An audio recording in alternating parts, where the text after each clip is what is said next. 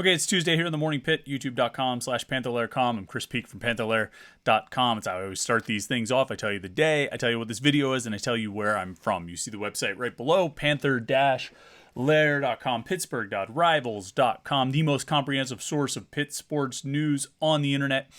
Football, basketball, and recruiting. You find it all at Panther-Lair.com, and of course, message boards, which are always lively with Pitt fans talking about Pitt fan things. And there's a lot of conversations on there. I mean, yesterday I was looking at the boards yesterday, and all kinds of things going on. It was May 1st yesterday, which would seem like it, finally would be a little bit of a quiet period. The draft is over, spring football is over, and kind of in the, it's not quite time for those June official visits yet. You have this month.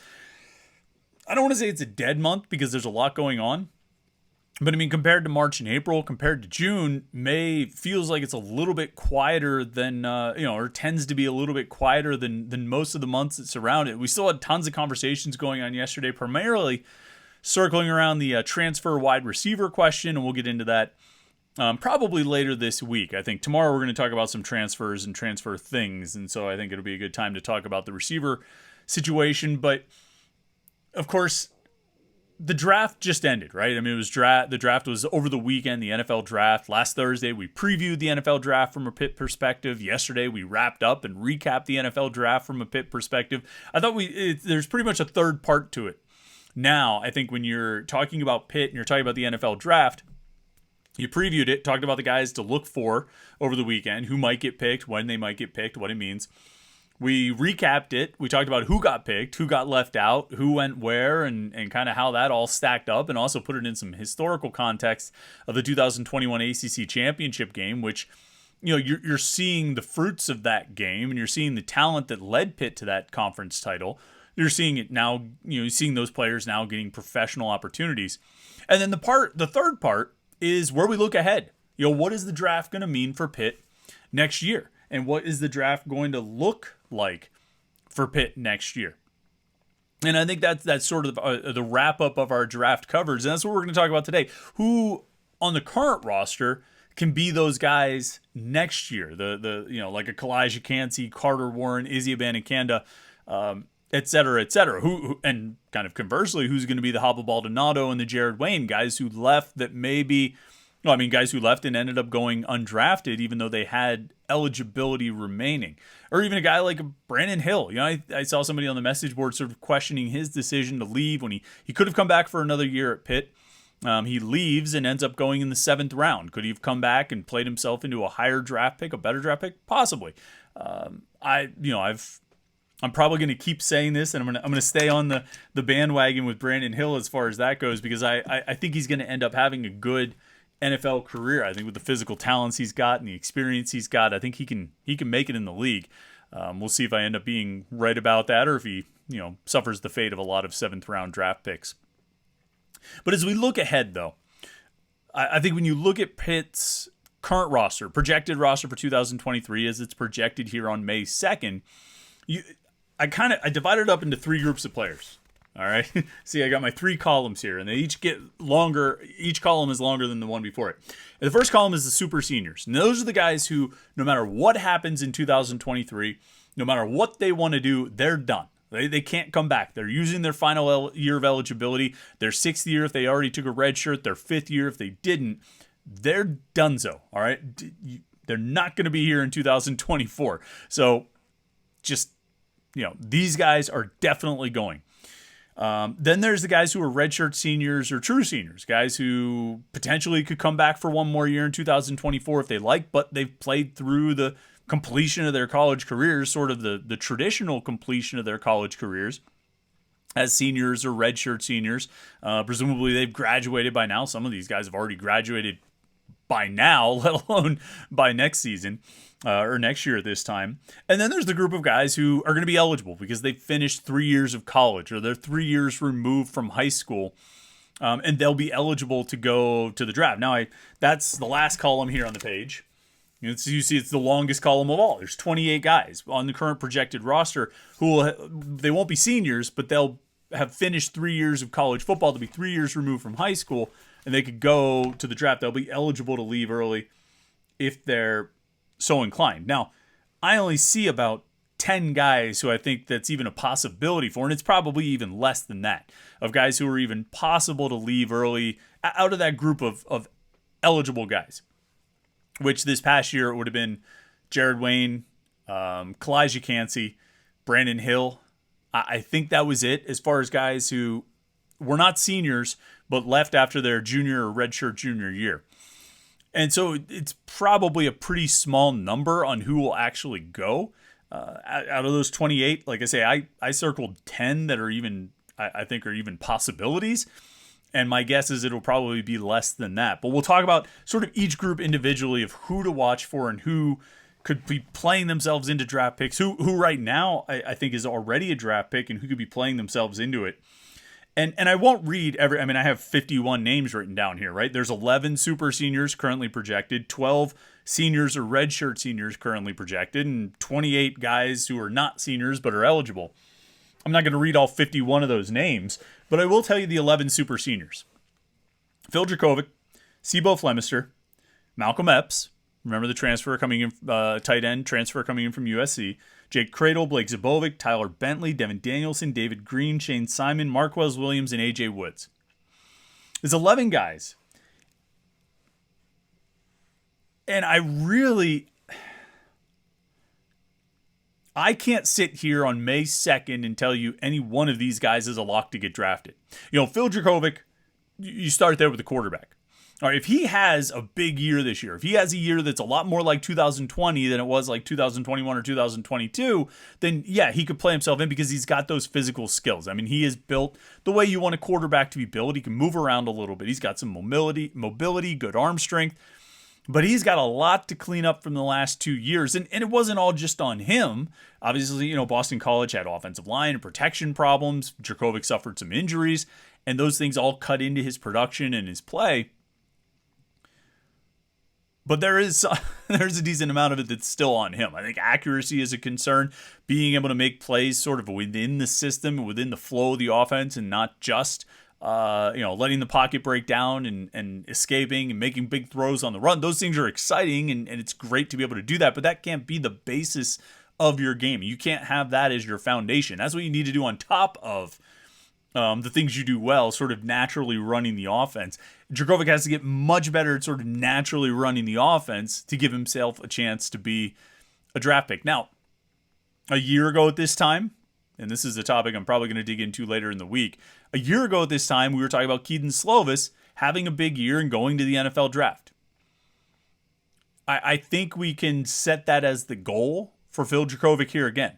I mean, this is sort of like Slovis. He's a guy who had a really good year a few years ago and sort of diminishing returns since then. Lesser performances in the 2 years since that really good year. Pitt is betting on and banking on a return to that really good year with Dracovic, just like they were with Slovis. Now, it didn't happen with Slovis. They needed to happen with Dracovic. If he has that good year, though, then I think he could play himself into a draft pick. And not a first-round draft pick like a Kenny Pickett or Kalijah Cansey, but a draft pick. So you got a possibility there. But then the rest of the list, I just don't know. Flemister, Cradle, Zabovic, Bentley, Danielson, Green, Simon, Williams, Woods, Epps.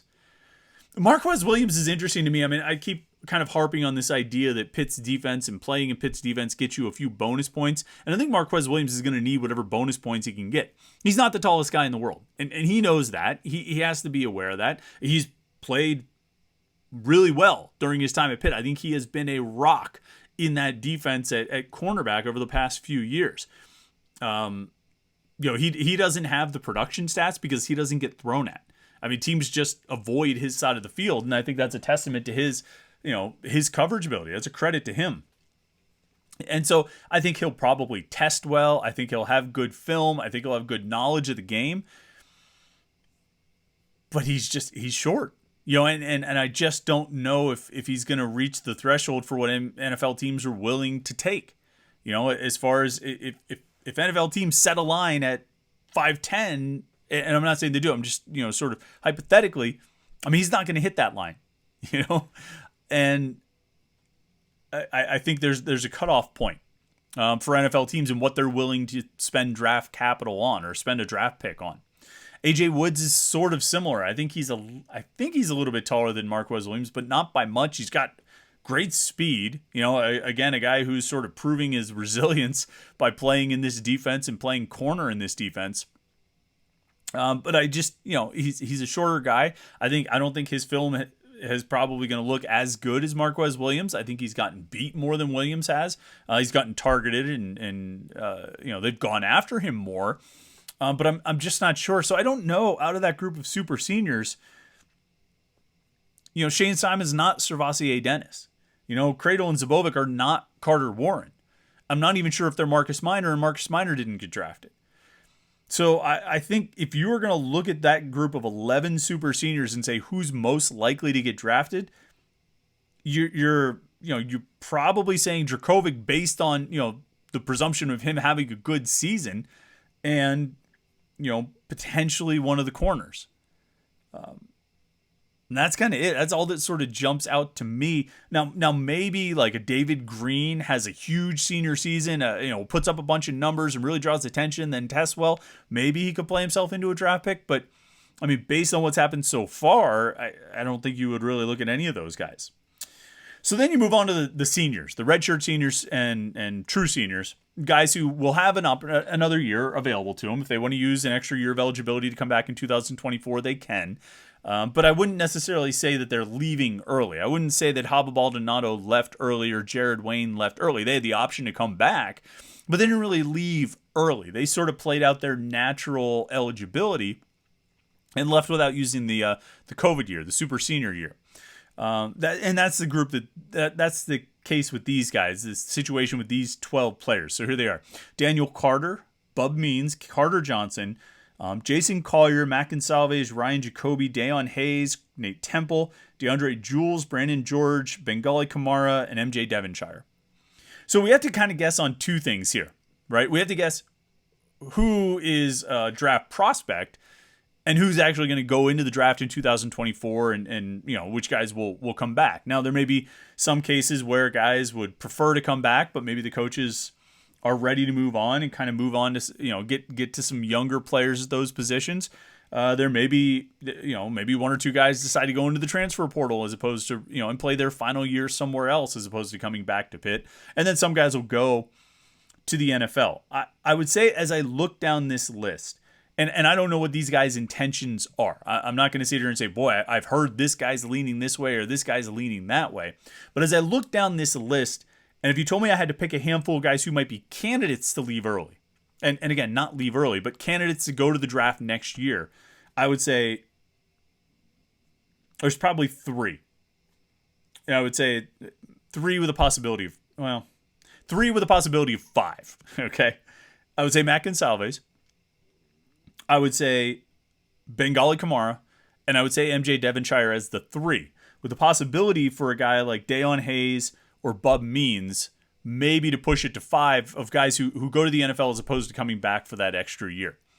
It doesn't mean that the other seven are all definitely going to come back. That doesn't mean that those five are definitely going to go. As I said, there's a variety of ways that they could play out in terms of what these guys choose to do. They could hang it up, retire, they could transfer, they could go to the NFL, they could come back. There's a lot of options on the table. The guys I mentioned, Mac Gonsalves, I think has I think he has a chance to be one of the first pick guys drafted next year. I think when we talk about potential draft picks from this roster in the 2024 NFL draft, I think he's not someone we think about very often, but I think there was a time a year or two ago where people told me that he was, maybe one of the top NFL prospects on the offensive line that Pitt had. We saw Carter Warren he went in the fourth, right? I had this written down on this page. I had to flip pages. Yeah, he went in the fourth round. I can see Mac Gonsalves having a similar fate, depending on how he tests. I mean, maybe even work himself into the third round. I think Gonsalves is really good, and he can be a left tackle in college and in the NFL. And so I think he's going to be one.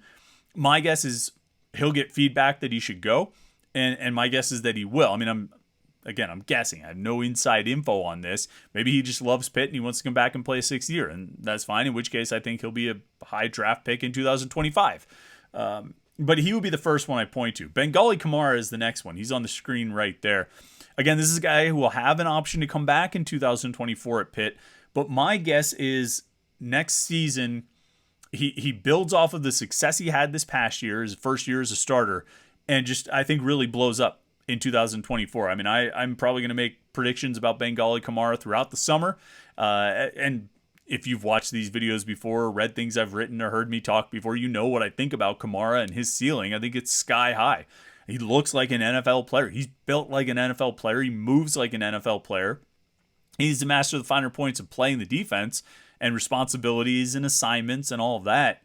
When he gets that down, I think he's going to make a lot of plays. I think he's going to put up a lot of stats, and I think he's going to find himself in position to go to the NFL. I would not be surprised if he was the top Pitt player drafted next year. That would be my guess. Him and Gonsalves. And then MJ Devonshire,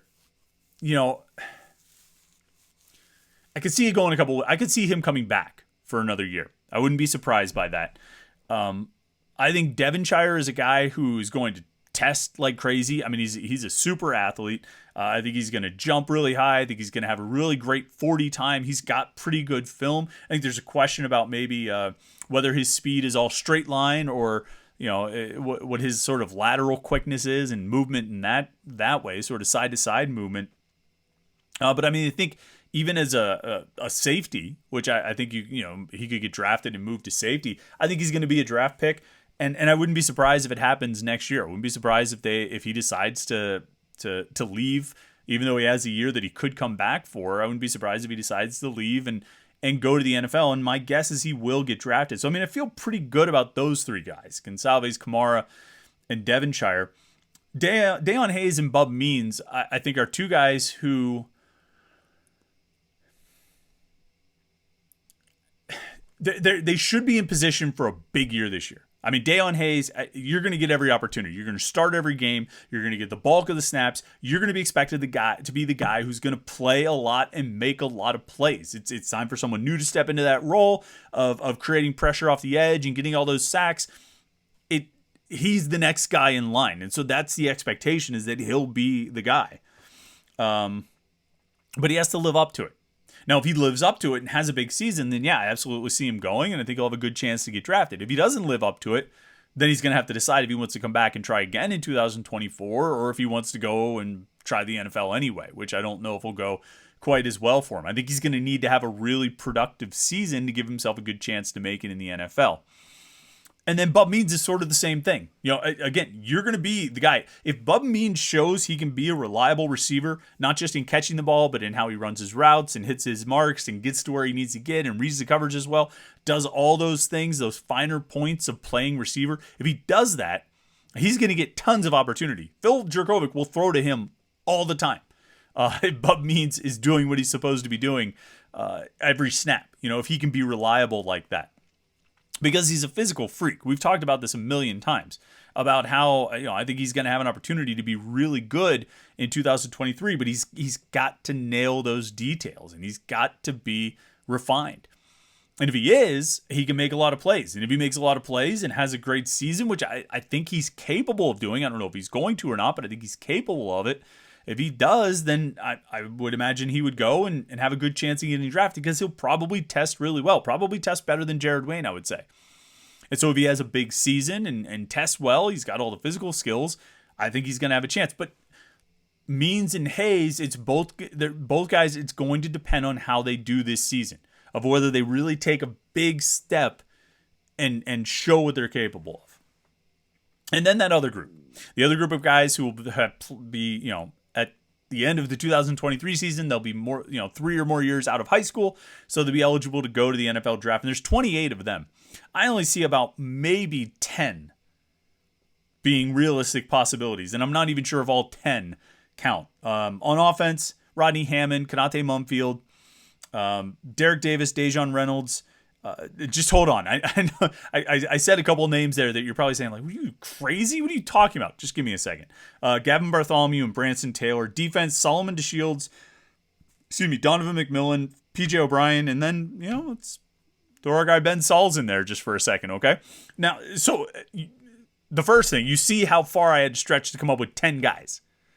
Okay, then I'm including the kicker, the transfer running back who has like 5 career carries, and the transfer receiver who hasn't really played that much either. He has 1 good game under his belt. And so I just to get to 10, I do include those guys. Rodney Hammond is not ready for the NFL now. I'm pretty sure last year at this time, we all felt like we were about to witness Izzy Abanikand's final season at Pitt. He would get the ball all the time. He would carry it a ton and in a run-first offense and probably put up good stats and have a good season. Hammond right now is not there. I'm not quite as convinced about Rodney Hammond. But if he stays healthy and he carries the ball 20 times a game, he's going to put up big numbers and he's going to have a big season and then he's going to go. If you're a running back finishing your 3rd year and you just had your big year, and even if you only had 1 big year, if it's your most recent year and you're eligible, you go, right? Running games being devalued, running backs are being devalued and all that stuff, you still go. There's very little to be gained, I think, for a running back to come back, unless you just don't do anything.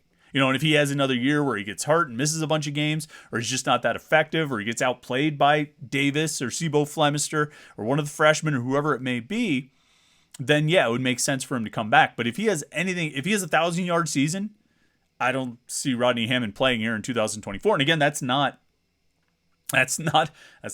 based on sources or intel or anything like that. That's just, it's what makes the most sense, right? Konate Mumfield is a guy who, if he blows up, if he has a big season, I could see him going. I included Davis and Reynolds here, Derek Davis and Dejon Reynolds, because they're both draft eligible. I think Davis is a junior this year and Reynolds is a redshirt sophomore this year. So they'll both be eligible to leave after this season. And if they have big years, I could see him going. Davis, on the same premise that I said about Rodney Hammond. If something were to happen to Hammond and Davis became the number 1 running back, and maybe it would take something happening to Hammond and Flemister for Davis to become the number 1 running back. But if he goes out there and has like a 1,000-yard season, I think he's gone. Because why wouldn't he go? And it's sort of the same thing with Dejon Reynolds. If he has a big year, let's say Mumfield doesn't have the big breakout season or Means doesn't have the big breakout season. If Reynolds does, I could see him going. I include Gavin Bartholomew here, but he's going to have to be, it's not even like he's going to have to match what he did in 2021. He's going to have to exceed what he did in 2021. But he's going to be draft eligible after this season. And so I think it's something to keep in mind. Now, he could have that big breakout year and go. I'm not so sure I see that happening. And I don't know how big that breakout would have to be for him to go. But it's possible. I think he's somebody that has to be on the radar. And I include Branson Taylor. He played a lot last season. He's in the mix, competing for that starting left tackle job. If he wins it and plays all 12, 13, however many games, then I think you keep an eye on him. You would expect him to come back, but he's going to have the option to go. And if he plays well at a value position, he's got the size, he's a good athlete. I could see him being, making the decision to go. Solomon DeShields, right? Getting his, he played a lot last season, but he's going to be a starter this year. He's going to be in the mix as a starting money linebacker. He's going to play a lot. He's going to get a lot of opportunities to make plays. Sacks, tackles for loss. DeShields and Kamara are going to win the combine or the pro day or whatever measuring, event they go to. They're going to win it because they're going to, measuring at 6'2", 230 pounds or something like that. They're going to look like $1 million. They're going to run fast. They're going to jump high, and they're going to be great in the drills. DeShields is going to need a really productive year, though, to make it make sense for him to go and not come back for, really, he has like 2 years left. And so I'm not sure if I guess DeShields was in the class of 2020 or 21. Now I'm drawing a blank. Now I'm questioning myself here. DeShields is a redshirt junior this year. So he would be, what would that be? Redshirt junior this year. He could be a redshirt senior. So that means, so he was in the class of 2021, right? Oh, geez. Should be better prepared than this. Just bring it up. No, class of 2020. All right. I need to wake up. Class of 2020, so he's got the COVID year assigned to, that he can use. So, he could potentially come back for 24 and for 25. I don't see him playing at Pitt in 2025. I think if he doesn't do it this year to get to the NFL, he'll do it next year. I think he is an NFL player, and I think he'll eventually put himself in that position. If he has a big year this year, it could come now, and Kamara and DeShields could both go. Would not be surprised by that. I'm not necessarily expecting both of those guys to go, but I would not be surprised by it. I think the talent is there. At safety, Donovan McMillan and PJ O'Brien, neither one of these guys has shown themselves to be a draft prospect yet. McMillan has played a little bit. O'Brien has played a little bit. They're both going to be in prominent roles this year. I don't necessarily think they're going to do enough to go, but they're probably, names that we need to keep on the radar. And again, look, I'm including all of these guys that we're talking about here just to get 10 players out of this group who I think could be in position to go after this coming season, barring some surprise or something like that.